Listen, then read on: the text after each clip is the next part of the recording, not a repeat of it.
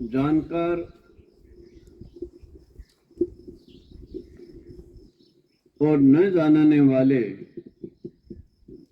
हमारे समाज के और इतर समाज के लोग भी इस प्रकार की चर्चा करते हैं, जो आप भी सुनते होंगे, कि 18वीं शताब्दी की बात करते हैं, 17वीं की करते हैं, कोई कहता 16वीं की करते हैं। इनके पास कोई योजना नहीं और ये कहते हैं कि हम संस्कारों का निर्माण करते हैं, चरित्र का निर्माण करते हैं, राष्ट्र को भावी नागरिक देने की बात करते हैं। इनके पास है कुछ नहीं, अपना अपना सोच है।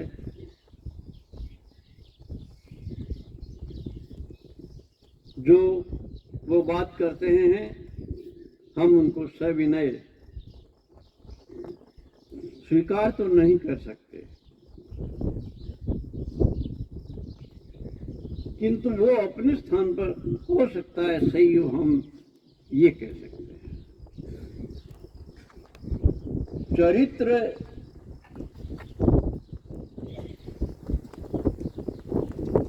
इतिहास से ही बनता है, पूर्व कालों के संस्कारों से ही युद्ध लड़े जाते रहे हैं। शौर्य, धैर्य, तेज, ये पीढ़ियों से जिस कौम के रक्त में चलते आए हैं, उन्होंने इतिहास रचा। लेकिन हम इतिहास की बात नहीं कर रहे हैं, हम दूसरे इतिहास की बात करेंगे।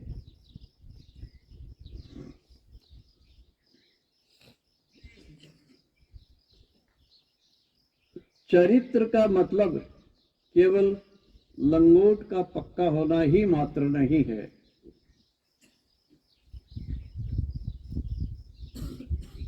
उसकी वाणी, उसके नेत्र, उसके कान, उसका मुख, अनेक इंद्रियां किस प्रकार व्यवहार करती है, उसमें यदि कोई खामी रह गई है तो उसका हम प्रयत्न करते हैं कि हमारा सच्चरित्र उज्जवल हो।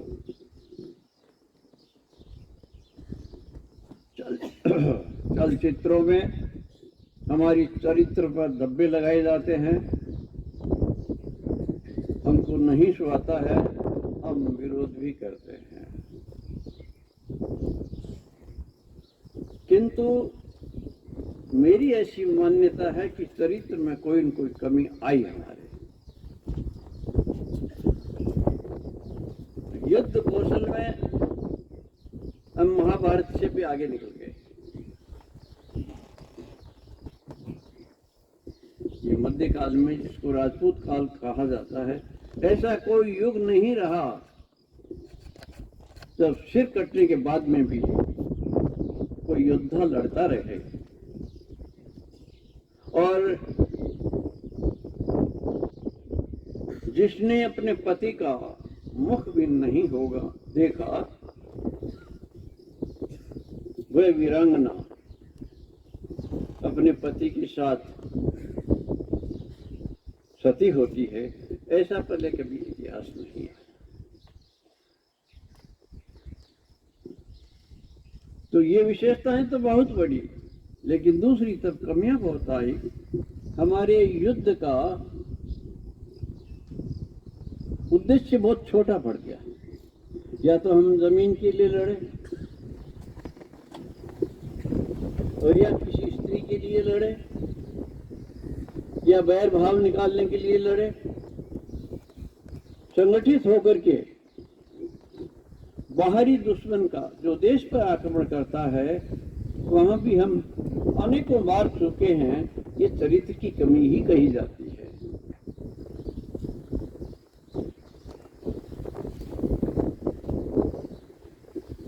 दूसरी बात है संस्कार।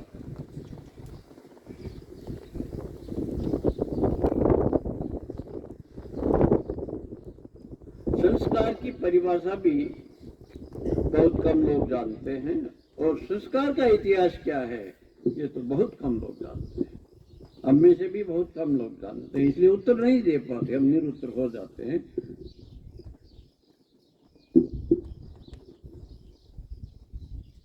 हमारे यहाँ 16 संस्कार, कई जगह और ज्यादा की बात भी कही है। 16 संस्कार की पद्धति रही है। सबसे जब से बच्चा गर्भ में आता है उससे पहले प्रक्रिया शुरू होती है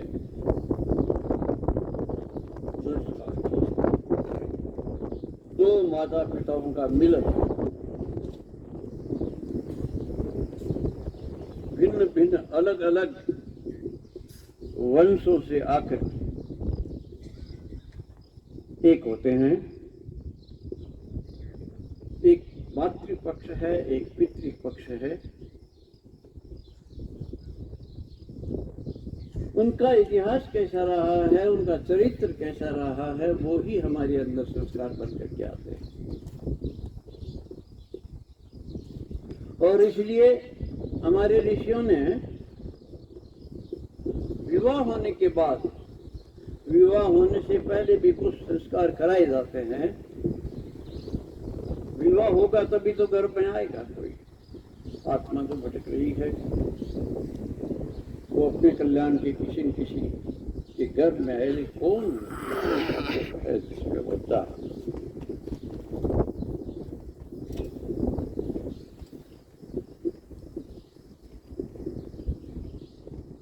तो दोनों ने, माता ने पिता ने, आज तक विवाह से पहले, पुरानी बात छोड़ दे, विवाह से पहले क्या खाया है, क्या सुना है, क्या देखा है, क्या किया है, वो हमारे मस्तिष्क पटल पर अंकित हो जाता है। और सावधान करते हैं हमारे ऋषि।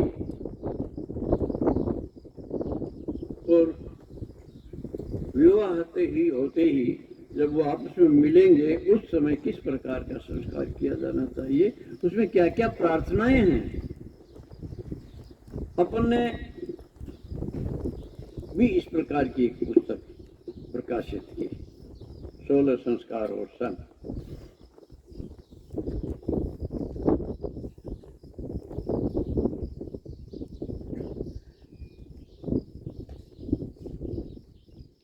जब एक बिस्तर पर वो जाने वाले हैं उससे पहले शांत चित्त से परमात्मा का चिंतन करते हुए भगवान से प्रार्थना करें कि मुझे अच्छी संतान दो, पुत्र अथवा पुत्री जो मेरे कल्याण में मेरी सहायक हो और अपने पूर्वजों के कल्याण में भी सहायक हो, मानवीयता के कल्याण में भी सहायक हो, इस प्रकार के की संतान मुझे देना। मांग, ये मांग परमेश्वर में हमेशा किसी वैवाहिक व्यक्ति ने की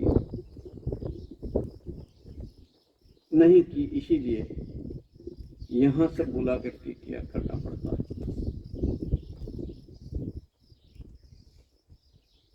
तो अन्न जो हम खाते हैं उसका बड़ा प्रभाव होता है। समुद्र तपता है तो समुद्र का पानी भाप बनकर ऊंचा उठता है।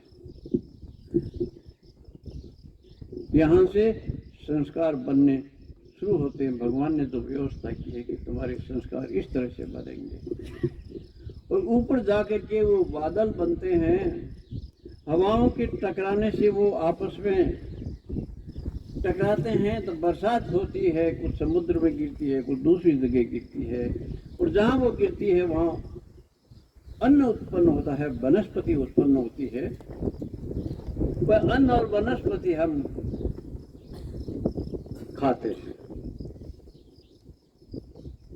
वो श्रेष्ठ हो, ये भगवान ने व्यवस्था की है।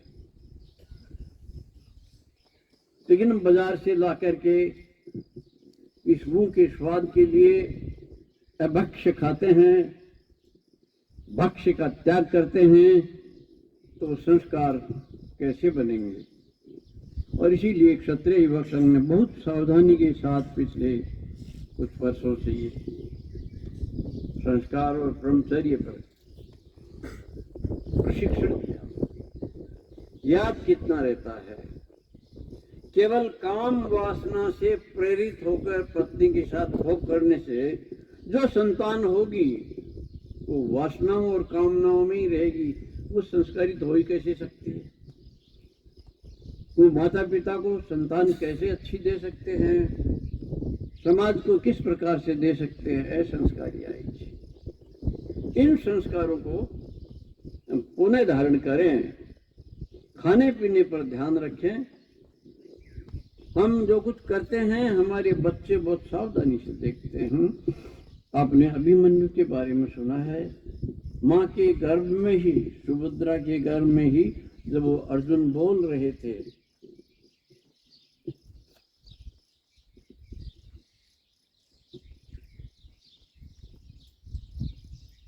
सुभद्रा के को चक्रव्यूह के बारे में बता रहे थे और सुभद्रा को नींद आ गई और परिणाम आपने देखा, अभिमन्यु युद्ध में मारा गया।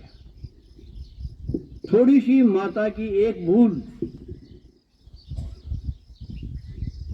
कितना दुष्परिणाम छोड़ जाती है, दुष्परिणाम छोड़ जाती है। ये इतिहास हमको बताता है। इतिहास नहीं हो तो नहीं जान सकते।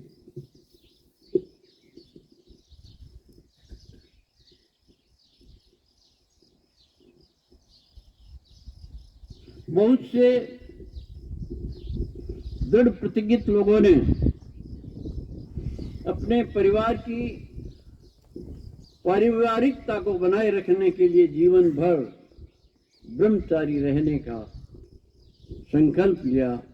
महात्मा भीष्म और चुंडा जी मेवाड़, ये उदाहरण हमारे पास है, ये इतिहास हमको बताता है। संस्कार में जहां चूक हुई, दुर्घटना घटी, सावधानी हटी और दुर्घटना घटी। आप लोग क्षत्रिय युवक संघ के शिविर में 11 दिन के लिए आए हैं। सघन प्रयत्न किया गया, प्रवचनों के द्वारा, चर्चाओं के द्वारा, खेलों के द्वारा, घट के द्वारा, हर समय सावधानी, भोजन करते वक्त भी सावधानी, निवृत्त होने के लिए जाते समय भी सावधानी।